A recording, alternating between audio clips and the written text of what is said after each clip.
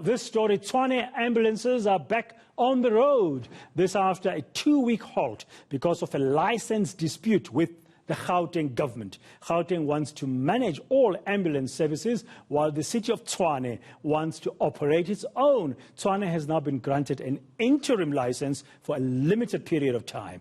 eNCA reporter Barry Bateman is following this story for us. Barry, good afternoon this lunchtime. Now, after a 12-day lapse in the Tshwane ambulances being grounded, they're back on the road. What has changed?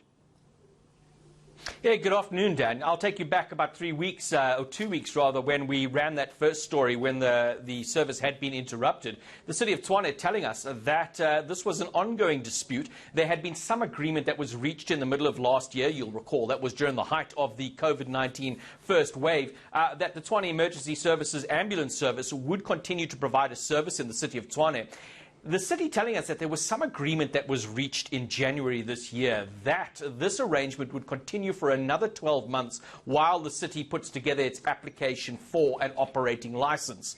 But what we were told is that the Gauteng government had reneged or had simply not acted upon a commitment that was made in January, which led to that decision or the situation that emerged about 2 weeks ago that necessitated the ambulance service come to a halt, because of course you need an operating license or some other grant to be able to lawfully provide such a service. Well, we do know now that the city of Tshwane has filed a formal application to operate an emergency medical service to provide those ambulances, and as a result of that application being filed, it has been granted an exemption which we understand would be for 3 months during the period which this application will take to process. What more can you tell us about the Gauteng government's response in this whole matter?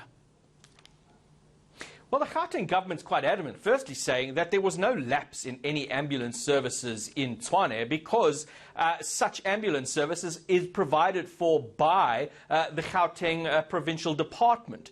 It goes on further saying that the Tshwane municipality's claim that during this period that it should have been allowed to operate is just false because it doesn't have a license, and without such license it simply is not permitted to operate. There's also a dispute between the city of Tshwane and the Gauteng provincial government about that meeting in January where the municipality says there was an agreement of that extension for 12 months to allow the municipality to operate. The Gauteng government saying that no such agreement existed. Rather, it was decided that the municipality ought to apply for a new license. So essentially the position from the Gauteng side is that until such license is in place and the municipality is in the process of applying for such one, the municipality simply can't operate. But it's also adamant that there has been a provincialization process in Gauteng where all emergency services have now been incorporated as a provincial competency. Now, Perry, when things like this happen, sometimes you wonder if there's more to this than just meets the eye. Could there be something else that's at play here? Yeah, Dan, it's always a concern, but I think what we're seeing here is a contestation between a DA-run municipality or DA-run metro and the ANC-run Gauteng provincial government.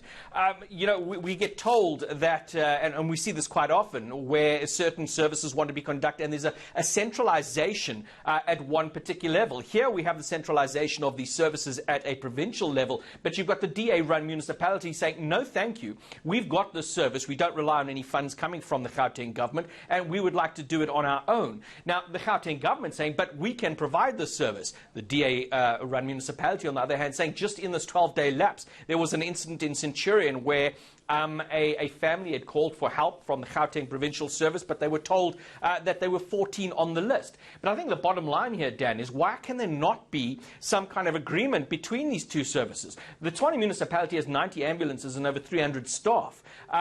In a country where health is one of those aspects which the government does struggle to provide, why can the service not continue if it's going to be no skin off the Gauteng government's back? But I can tell you now, and it seems almost inevitable, that this application process that the city of Tshwane has filed to the Gauteng government for approval, if that gets rejected, I think it's almost certain that this is going to end up in a matter of litigation in our courts. Thank you very much, Barry Bateman, talking to us live there from our studios in Pretoria, Tshwane.